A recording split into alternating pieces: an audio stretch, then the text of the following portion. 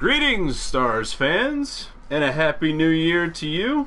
The Stars close out 2015 with a win over the Nashville Predator, or as I like to call them, Trashville. Just kidding. Stars win 5-1. If you didn't know, this is the Two Brothers Mic'd Up show. We sit down after every Stars game, play a game of NHL for your amusement, talk about what we saw, what our thoughts and feelings were.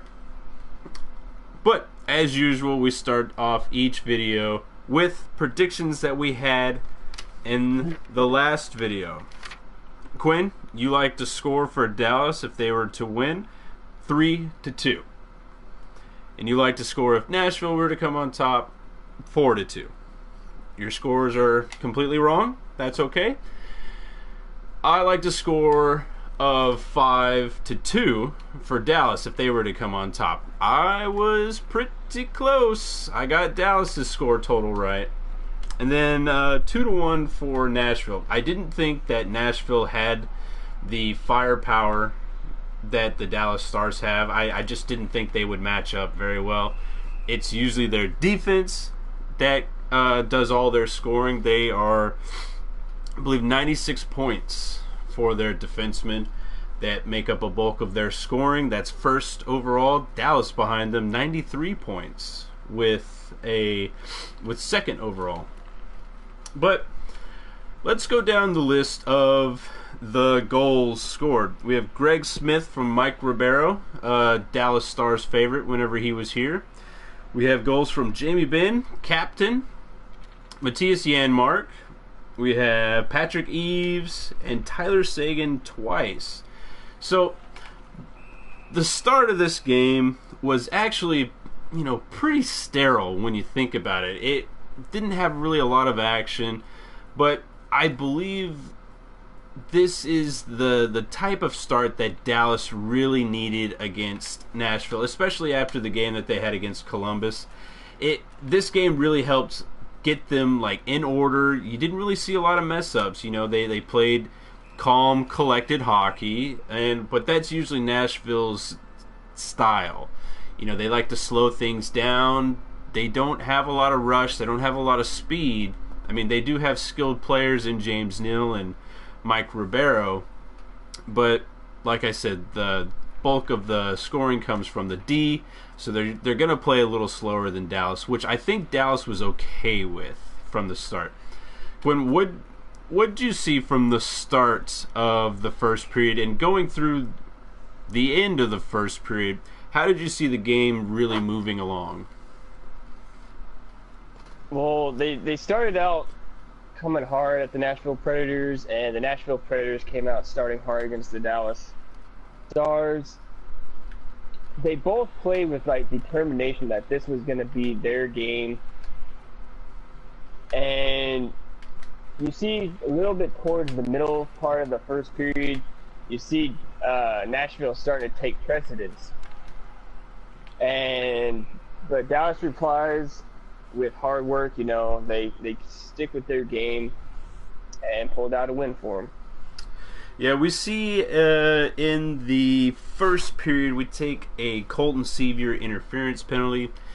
The Dallas is making a habit of taking the first penalty, but there were only 2 penalties in this game, one for each team, which is where Dallas needs to play. Their penalty kill is 13th overall. I mean, it's getting better, but it's still suspect, I believe. It's getting better, but it still has its holes. It still has its defensive problems. But in the first period, we see 12 shots each, which, you would think that there would be a lot of scoring chances off 12 shots each for each one, because it's pretty high for a period, but a lot of the shots were on the outside. Nashville wasn't really getting a lot of penetration. They did have a couple of scoring chances. Each side had scoring chances.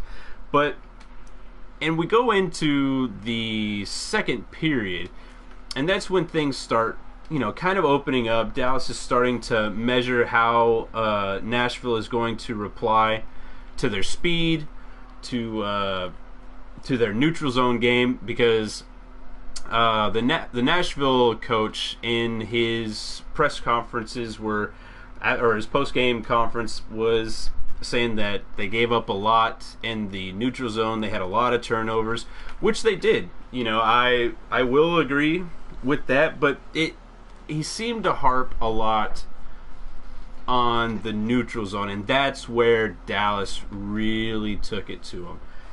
Dallas started playing pressure. They weren't really letting Nashville walk all over them through the neutral zone. They weren't getting a lot of good entrances, and that also works into Dallas being better in the face-off circle. So Dallas was having a lot of possession time, and Dallas actually was able to keep their turnovers down, which is always a good thing, especially with this team. Their turnovers are usually in double figures by the end of the game. And towards the end of this one, it was only 7. So, they cleaned up a lot coming from the Columbus game. And we see Niemi stepping in net. How'd you like Niemi's game and how he responded to the Columbus game? I think Niemi really kept Dallas in this game. They had a lot of good chances, Nashville did, and he played big for him, so it definitely paid off for him. Yeah, Niemi comes in and mops up and restores confidence into Dallas. I think that's the biggest thing that Niemi has brought to this Dallas lineup. A lot of people, in the offseason, and people are still questioning the goalie tandem right now for Dallas. They're saying that, it's working now, but how long can it sustain? If I will say that if Niemi starts getting a bulk of these minutes, especially if Kari can't finish a game, it's going to probably turn bad towards the end of the season, because Niemi has never played more than, I think, 65 games in his previous seasons. Right now I think he's on pace to play 50 or so games. It'll split out evenly, kind of, with Kari, but I do want to see Kari come in, play better, and finish games, keep Niemi fresh. But every time Niemi comes in, it's very calming to, I think, fans in general, because Kari's not having that great of a start, not that great of a season, even though his record says otherwise. But let's talk about the Nashville goal. Now we see a lot of defensive breakdowns in that goal. How did you see that goal transpiring? Because it comes against the number one defensive pair in Klingberg and Goligoski, which I think me and you are starting to think that this group, I don't think they should be the number one pair anymore. I think Oduya and Demers should be the number one pair right now. What did you see on that play? I definitely agree that we're starting to see a trend that maybe Goligoski and Klingberg are trying too hard to make the play happen for this team.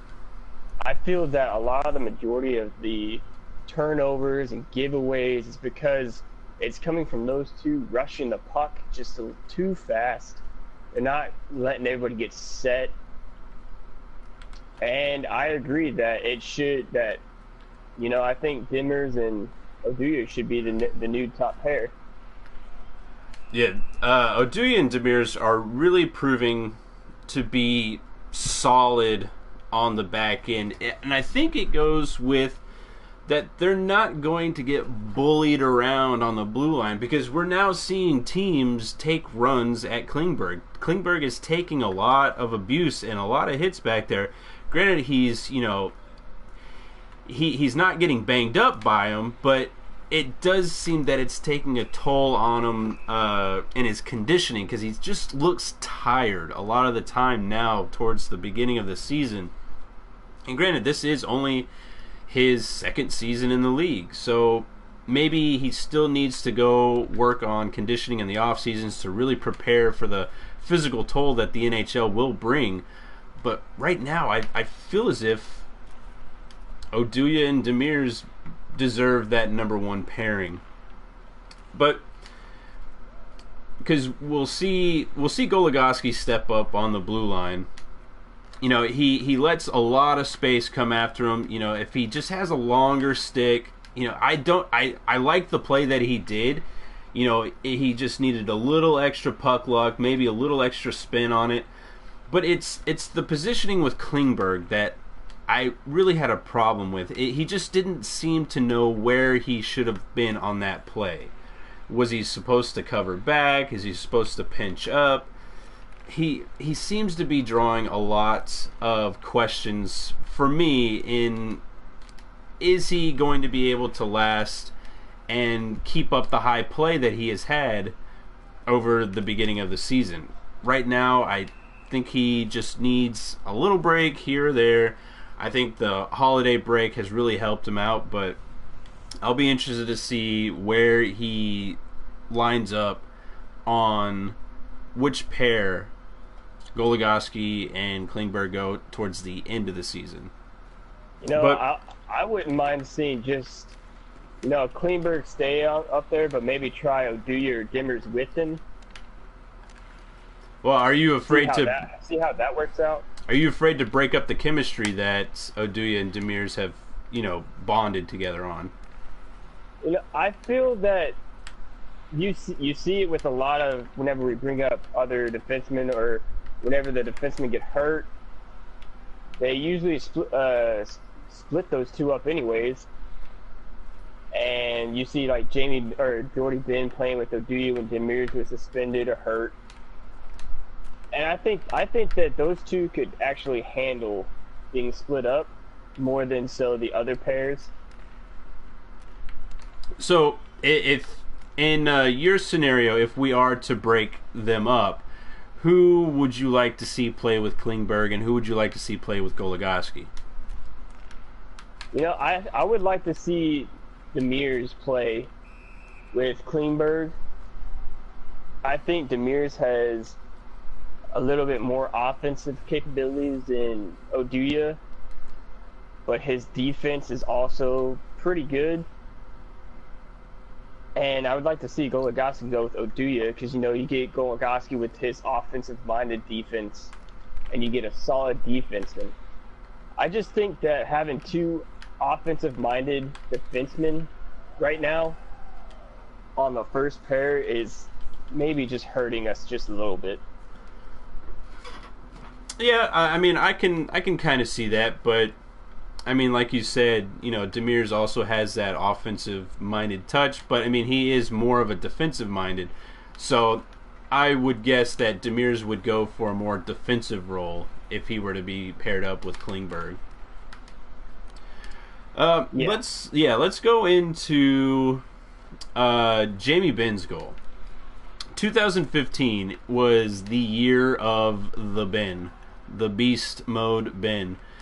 He finishes with the calendar year of 2015. He finishes with over 100 points. No one even came close to Jamie Benn. And with the 2 points that he added in in yesterday's game, he added even more. So I think it was 109, 110 points, and the closest one was like 187 points.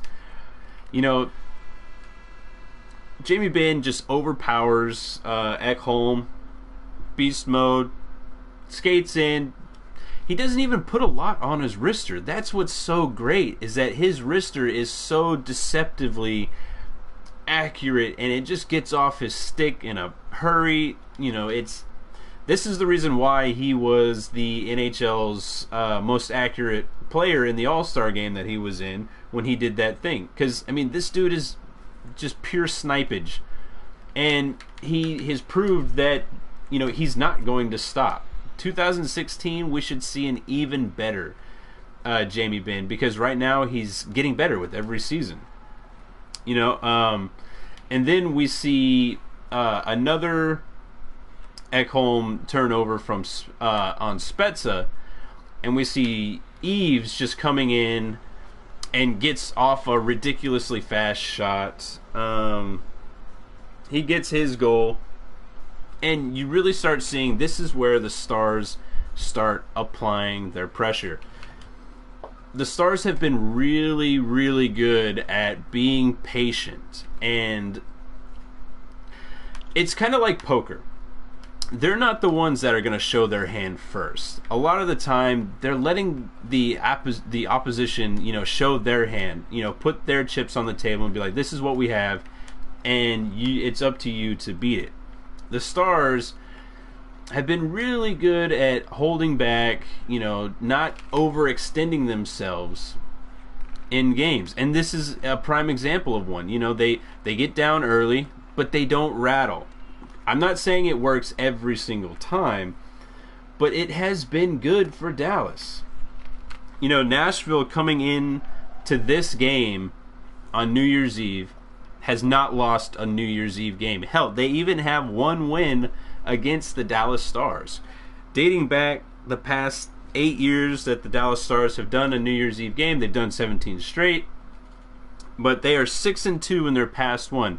One loss to Nashville, one loss to Vancouver.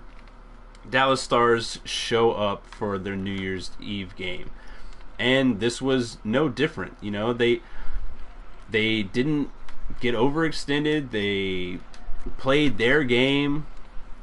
They showed why, and again, they showed why they're the best third period team in the league. I don't think there's another team in this league that can match the Dallas Stars in the third period. The only way the Dallas Stars are getting outmatched in the third period is if they're already down and out in the third period and their goaltending just isn't there, And with Nashville coming in, the Nashville's record against Dallas is 9-22-2 against Dallas in Dallas. So Dallas pretty much owns Nashville in Dallas, and it didn't stop. The Stars still undefeated after losing. Now 11 in a row now after losing. This team is so much different than last year. I think they are 16-4 at home. They are 7-2-1 against the division. I think they only got 7 wins last year against the division, total. Now they already have 7 wins, and the season's not even halfway over. We still got 2 more games before the halfway point. And the Stars, with Sagan's goals, they just are finding that killer instinct. I think they need to start learning more to play that way through the rest of the game. Talk about, Quinn, your feelings going into the third period. Talk about the third period, and then talk about how you felt after the game.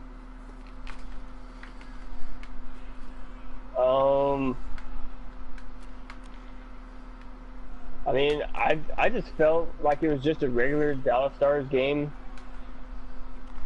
I didn't really feel any super emotions or anything. I just felt that they came out, they played hard, they do what they do every night, and it paid off for them. Anything else you want to add on to that? When you think about, since it's a new year, when you think about this team and you think about last year's team, how did you feel about the team last year, and did you expect this team to be where they are now? You can't really feel too much about it. That I feel that I knew that they were going to be better this year, just probably not this much better. And coming off of last year's season, it's definitely a better feeling.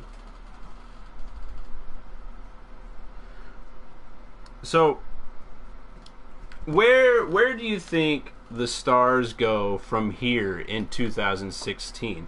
Now, 2015 had its highs and its lows. I mean, the highs are the way the Stars are playing right now and Jamie Benn's Art Ross, and the lows was just the overall ending to the season, just being out of the playoffs after a big projected success in the offseason with the signings that they did.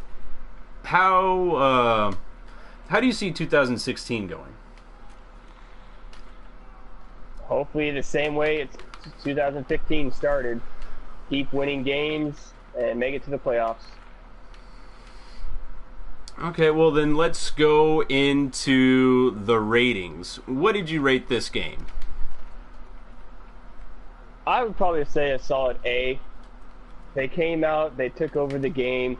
They had a little shaky of a first period. That's why I don't give them the A+. But they stuck to their game. They played defense. They played offense. They pretty much played almost a complete game. Yeah, I agree. I gave it. I'm teetering on an A- or an A. There's not really a lot of things that you could say was wrong with this game. I didn't like them being out hit the way they are with the 39-20. I mean, they seriously got the body taken to them, but they didn't let that rattle them. They played their game. I think I'm settling on an A- because I mean, it was an all around game. It's an A nonetheless, but I'd like them to not get pushed around as much as they have been in the past couple of games, especially with the Columbus game. They were drastically out hit. But yeah, an A-. With the Stars playing the New Jersey Devils, what kind of predictions do you have for that one? I'd probably say that I would expect Dallas to come out with the momentum that they have in this game. I hope to see Antti Niemi in net again. I agree. I think that they need to just learn from the facts and just roll with Niemi in net for a little bit. Put Kari in on some maybe easier games. Not saying that the New Jersey game's not an easy game for him to come into, but Niemi just looks like the more solid player right now. I would say if Dallas comes on top, it's going to be, I'm going to say 3-1. And if New Jersey comes on top, it'll be 2-1. So you like a low-scoring affair? Yeah.